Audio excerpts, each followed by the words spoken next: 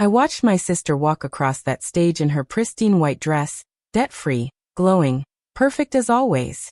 My parents were crying tears of joy, and I was standing in the back of that auditorium with $47,000 in student loans, wearing a dress I'd bought at a thrift store, holding a degree I'd bled for. But none of that mattered anymore, because in exactly 3 minutes, my parents were going to see something that would shatter everything they thought they knew, and I wasn't going to stop it. I was done protecting them from the truth. Let me take you back to where this all started. My sister Emma was born when I was 5 years old, and from the moment she took her first breath, I became invisible. I don't mean that in some exaggerated, dramatic way. I mean it literally. Family photos? She was centered, smiling, cherubic. I was cropped out or standing awkwardly at the edge. Birthday parties? Hers were extravagant themed events with bounce houses and magicians. Mine were sheet cakes from the grocery store with a handful of kids from the neighborhood. I noticed it early, but I didn't have the words for it yet. I just knew that when Emma cried, everyone ran. When I cried, I was being dramatic. When Emma brought home a B, it was celebrated like a victory. When I brought home straight A's, I got a nod and a reminder to set a good example for my little sister. She was the golden child. Beautiful, effortlessly charming, naturally gifted at everything she touched. And I was the responsible one. The mature one. The one who didn't need attention because I was already doing fine, right? I learned to parent myself. I learned to celebrate my own victories in the silence of my bedroom.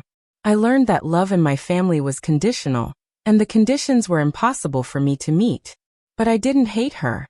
That's the twisted part. I loved my little sister. I braided her hair before school. I helped her with her homework. I protected her from bullies. Because even though my parents had chosen their favorite, Emma hadn't asked for that. She was just a kid like me. And I convinced myself that maybe, just maybe, things would balance out eventually. They didn't. The summer before my senior year of high school, I sat down with my parents to talk about college. I had worked my entire life for this moment. Perfect GPA. Captain of the debate team. Volunteer work at the local hospital. I had crafted myself into the ideal applicant, not because I wanted to, but because I had to. Because I thought if I was exceptional enough, they would finally see me. I remember sitting at that kitchen table, my carefully researched folder of colleges in front of me, my hands shaking with nervous excitement. I started talking about the schools I'd been looking at. Good schools. Schools that matched my achievements. And my father barely looked up from his newspaper. He said they'd help where they could. Maybe a few thousand here and there. But I needed to understand that college was expensive, and I was going to need to take out loans, get scholarships, maybe work part-time. He said it so casually, like he was commenting on the weather. My mother nodded along, sipping her coffee. They told me I was smart enough to figure it out, responsible enough to handle it. I felt something crack inside my chest that day, but I smiled and nodded, because that's what I did. I was the mature one, remember? Fast forward 2 years. Emma was a sophomore in high school. Average grades. No extracurriculars to speak of. She spent most of her time on her phone, taking selfies, hanging out with friends. And one night at dinner, my father announced that they'd been saving for her college education. A dedicated fund. Enough to cover 4 years at a state school, maybe more. Tuition, room and board, books, everything. She wouldn't have to worry about a thing. Emma squealed and hugged them. And I sat there, fork halfway to my mouth, feeling like I'd been punched in the stomach. I was already a sophomore in college by then. Already drowning in loans. Already working 25 hours a week at a campus bookstore while taking 18 credit hours. Already skipping meals to make rent. I asked them, very quietly, why they hadn't done the same for me. And my mother looked at me with genuine confusion. She said they'd assumed I could handle it. That I was always so independent, so capable. That Emma needed more support. The message was clear. I had been punished for being strong. And my sister was being rewarded for being weak. I stopped calling home as much after that. What was the point? Every conversation was about Emma. Emma's new car, a 16th birthday present. Emma's college tours, all expenses paid trips to campus after campus. Emma's prom dress that costs more than my monthly rent. And me? I was the background character in their family story. The prologue they'd already forgotten. My junior year of college nearly broke me. I was taking advanced courses in my major, biochemistry, because I'd dreamed of medical school since I was 12 years old.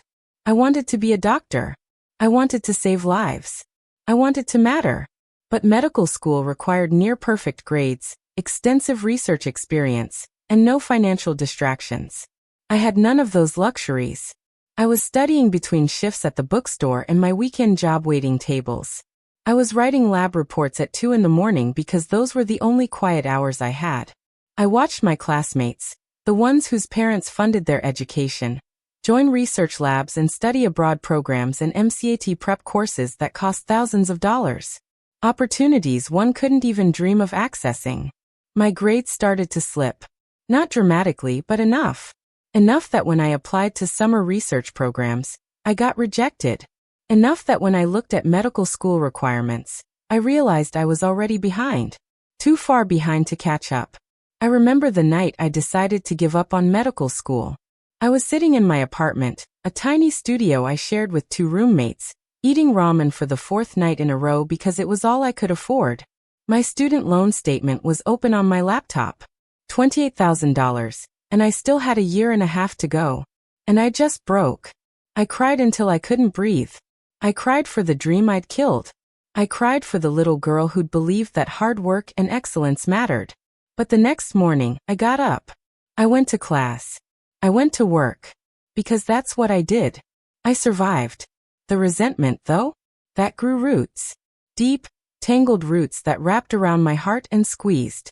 What my parents never saw, because they never asked, were the things I gave up. The meals I skipped. The textbooks I didn't buy, instead sharing with classmates or using library copies that were always checked out. The winter I wore the same thin coat because I couldn't afford a new one, shivering through Michigan snowstorms as I walked to campus.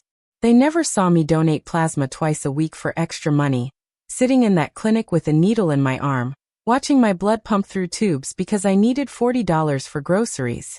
They never saw me study for exams with a splitting headache, because I'd worked a double shift the day before.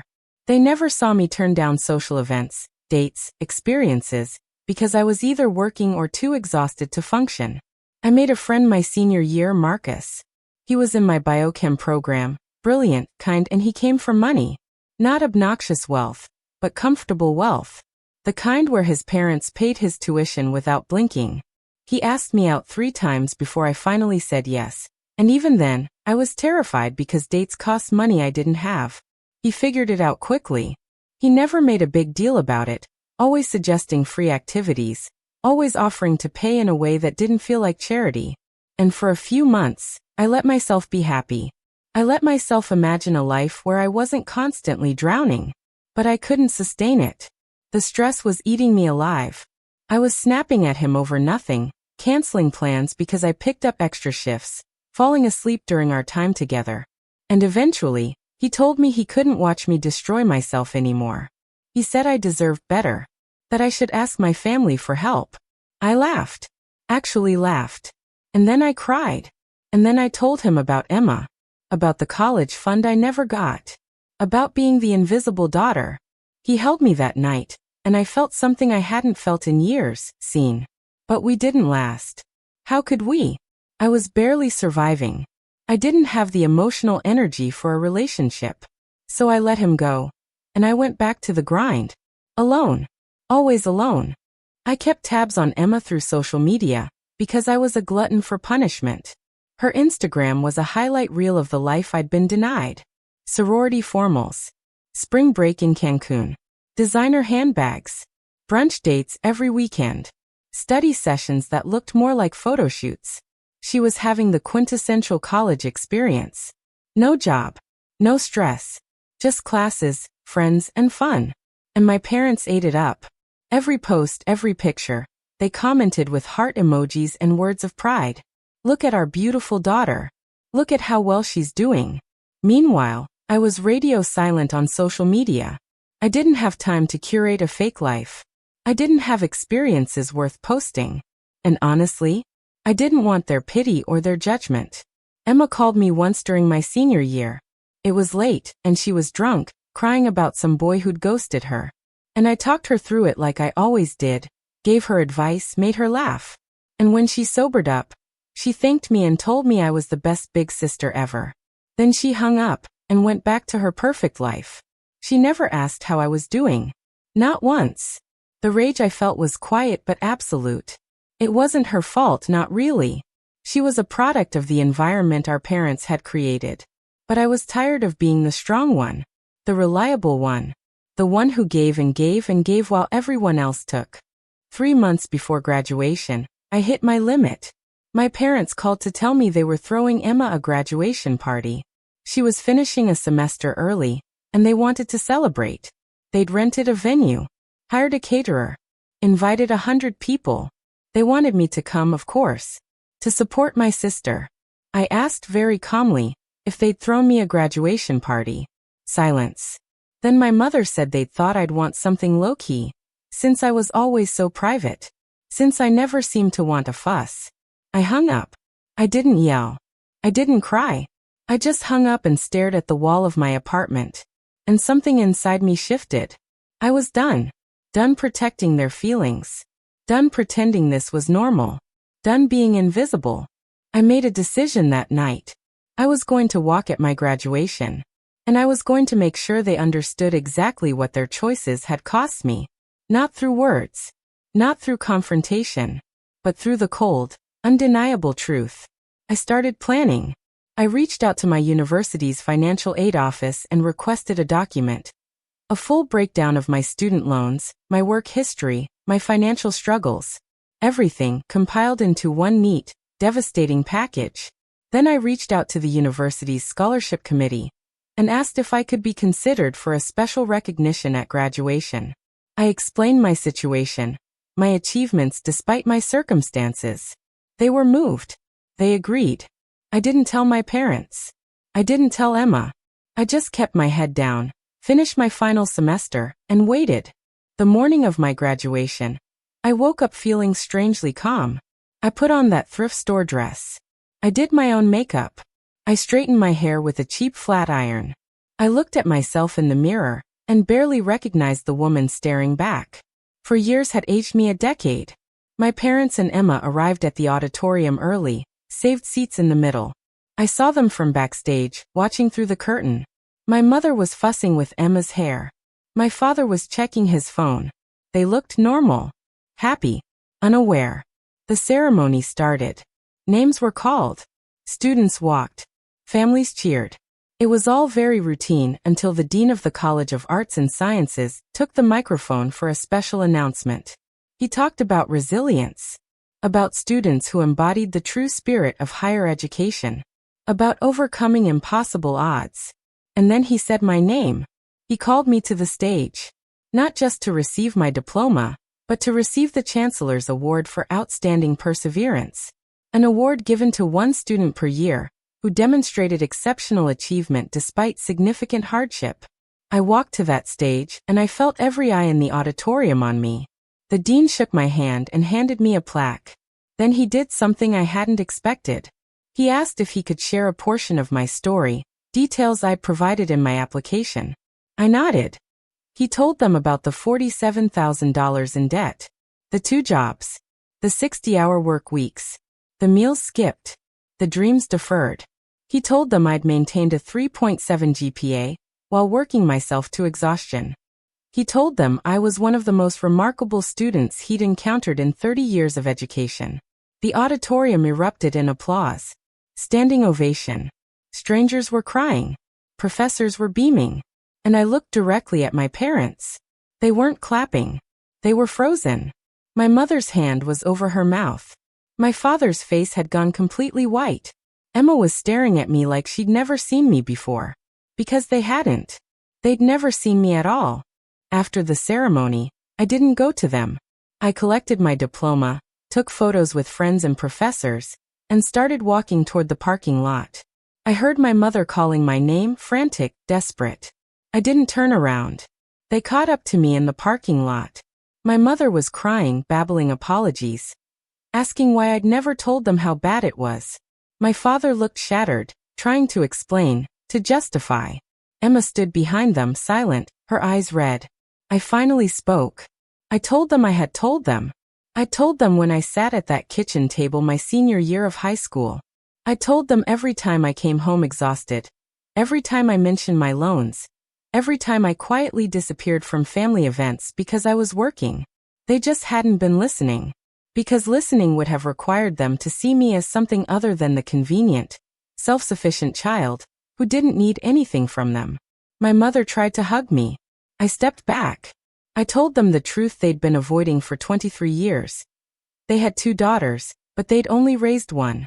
And I was done waiting for them to notice I existed. Then I got in my car and drove away. The calls started that night. Dozens of them. Voicemails filled with tears and apologies and promises. My father offered to pay off my loans.